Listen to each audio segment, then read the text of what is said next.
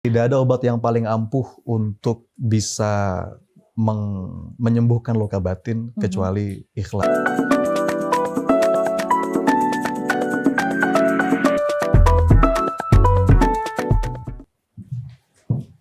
Assalamualaikum warahmatullahi wabarakatuh. Mbak Zizi, apa kabar? Alhamdulillah, Ustaz sehat. Alhamdulillah. Alhamdulillah, makasih banyak udah hadir di sini. Boleh silakan duduk, Ustaz. Terima kasih Mbak Zizi. Alhamdulillah. Senang banget bisa ada di sini ngobrol sama saya di sini dan juga berbagi ilmu, bisa sharing-sharing sama teman-teman yang lagi nonton Game Changer.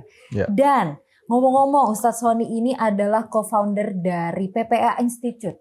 Apa sih PPA Institute itu, Ustaz? PPA itu Mbak Zizi program pelatihan. Jadi kelas training, judulnya Pola Pertolongan Allah. Pola pertolongan. Intinya kita coba berusaha mengemas ulang konten-konten yang biasa kita dengar dari para ustadz, dari para guru. Biasanya itu disajikan di majelis taklim, di masjid, di pengajian. Kita bawa konten itu ke ruang pelatihan. Kita kemas, kita repackage, kita jadikan satu modul, kita bikin aktivitas, kita sentuh dengan audiovisual, yang tujuannya supaya orang tuh lebih mudah paham, lebih relate, lebih ngena, bahkan orang awam sekalipun bisa menggugah dan mengubah itu. Insya Allah. Backgroundnya sampai akhirnya bikin PPA ini apa? Iya, memang latar belakangnya dulu kita aktif di dunia training, di event organizer. Kemudian hijrah gitu ya Mbak ya, sampai kepengen nilai-nilai Islam itu yang biasa kita dengar di masjid dari para ustadz, bisa loh kita bawa ke dunia training. Dan bisa menyentuh satu jangkauan yang mungkin tidak tersentuh sebelumnya. Kita bawa ke ruang pelatihan. Gitu Mbak sih. Tujuannya seperti apa, Ustaz? Iya, tujuannya kalau bahasa kami Mbak, membumikan tauhid sebagai solusi hidup. Kadang-kadang kita dengerin ayat Quran, dengerin nasihat dari para ulama, itu seakan-akan jauh gitu dari kehidupan. Padahal nggak mungkin Quran itu turun kecuali pasti relate. Betul nggak Mbak sih? Pasti relate. Kisah Nabi, sirah, kisah-kisah hidup para ulama itu sangat relate dan sangat dekat dengan kehidupan kita. Nah itu kita bawa, kita bungkus dalam model kelas pelatihan. Masya Allah. Jadi gimana caranya ini dikemas supaya bisa kita lakukan untuk keseharian, berkaitan juga sama pekerjaan. Nah kalau ngomong-ngomong tentang pertolongan Allah, sebenarnya kapan sih pertolongan Allah itu datang? Karena biasanya kan kita mikir kalau kitanya nggak ibadah benar, kita nggak jadi orang benar, ini pertolongan Allah nggak datang-datang nih. Gimana? Iya, ada satu firman Allah Mbak Zizi di Quran surat Al-Baqarah. Am hasibatum an tadkhul jannah walamma ya'tikum mathalul ladzina khalau min qablikum. Jadi kata Allah itu, apakah kamu ngira kamu akan masuk surga begitu saja padahal kamu belum diuji. Kamu belum merasakan apa yang dirasakan oleh orang-orang terdahulu sebelum kamu. Jadi yang pertama itu fondasinya Mbak Zizi, setiap kita pasti punya masalah. Selama kita hidup kita pasti punya masalah. Life is never flat.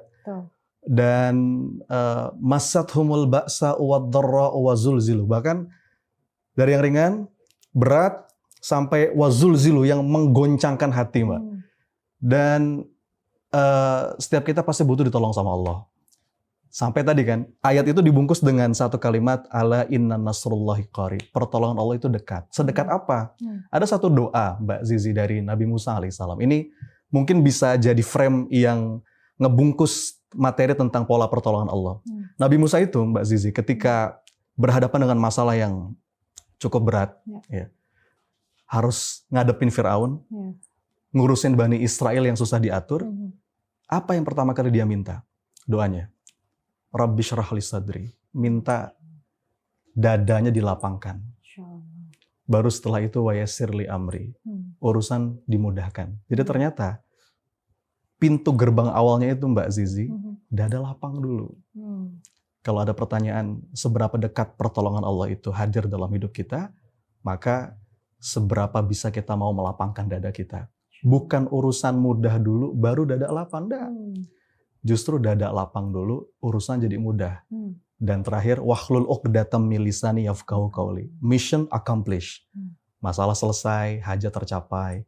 Jadi seberapa bisa kita melapangkan dada, ridho terhadap apa yang Allah tetapkan. Bisa melihat keindahan dalam setiap takdir yang Allah hadirkan dalam hidup kita. Maka mudah-mudahan sedekat itu pula hadirnya pertolongan Allah, insya Allah. Tapi memang itu nggak mudah ya Ustaz. Apalagi ketika kita sudah mulai, ya bilanglah hijrah. hijrah, berusaha untuk istiqomah itu cobaannya luar biasa. Ada yang bilang kan kalau udah hijrah ya udah nih, udah ngerasa bener, udah ngerasa baik. Tapi justru cobaannya tuh bertubi-tubi, Itu gimana? Iya, ada satu rumus Mbak. Ini pertanyaan yang paling sering ditanyakan.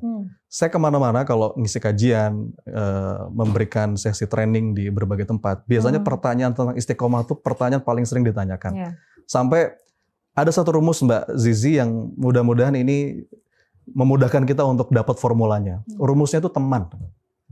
Teman. Okay. Teman itu bisa kita artikan teman dalam arti teman yang sebenarnya. Kita butuh teman bareng-bareng supaya bisa istiqomah, ngadepin seberat apapun ujian hidup. Atau teman dalam artian rumus nih Mbak. Teman tuh terdiri dari beberapa huruf. TE, M, AN. Ya. Yang pertama, TE. TE itu apa? Energi, kita akan punya energi yang cukup besar untuk istiqomah menghadapi apapun ujian kehidupan. Kalau kita punya tujuan yang menyentuh sisi emosi. Jadi TE itu tersentuh secara emosi. Emotionally touch. Tujuan itu nggak cukup sampai di rasio. Nggak cukup menyentuh sisi intelektual, tapi harus masuk ke emosional. Kenapa sih Allah itu menggambarkan dalam Quran surga itu begitu indah? Neraka itu begitu mengerikan, naudzubillah. Itu supaya masuk ke dalam relung hati kita sampai ranah emosi. Contoh Mbak Ziz, contoh paling dekat lah. Ada orang misalkan mau berhenti dan merokok. Pertanyaan saya, orang yang mau berhenti merokok, berhenti dari kecanduannya, dia tahu nggak kalau rokok itu nggak bagus? Secara tahu. Siapa yang nggak tahu? Kenapa masih belum punya energi cukup kuat untuk berubah? Karena mungkin baru sampai sini. Suatu hari, ini kisah imajiner ya. Suatu hari ada satu kejadian, anaknya sakit. Kemudian dibawa ke dokter, ternyata ada masalah di paru-paru.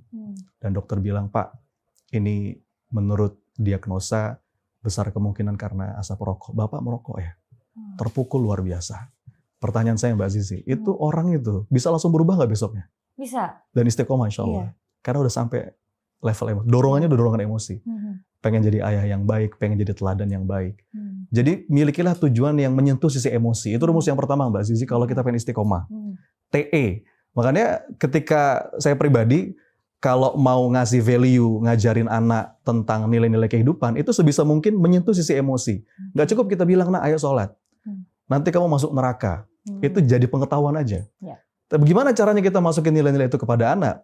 Kalau yang diajarkan guru-guru kami itu, coba ajak anak tuh main. Sebelum tidur kita bercanda, kita ketawa-ketawa.